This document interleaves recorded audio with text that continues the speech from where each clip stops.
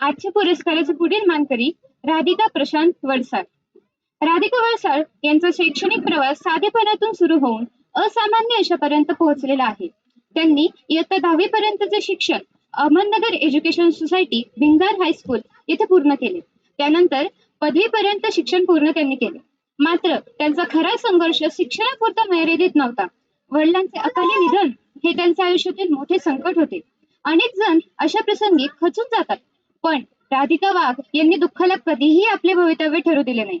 उलट त्यांनी संकटालाच आपल्या यशाची पायरी बनवली. जिद्द, चिकाटी, कष्ट आणि आत्मविश्वास यांच्या जोरावर त्यांनी महाराष्ट्र पोलीस दलात भरती होऊन आपले स्वप्न साकार केले. आज त्या महाराष्ट्र पोलीस दलामध्ये एसपी ऑफिस जिल्हा अहिल्यानगर येथे कर्तव्यनिष्ठेने सेवा बजावत आहेत. राधिका प्रशांत वडसाळ या आज केवळ एक पोलीस कर्मचारी नाही, तर त्या संघर्ष करणाऱ्या प्रत्येक मुलींसाठी प्रेरणास्थान आहे.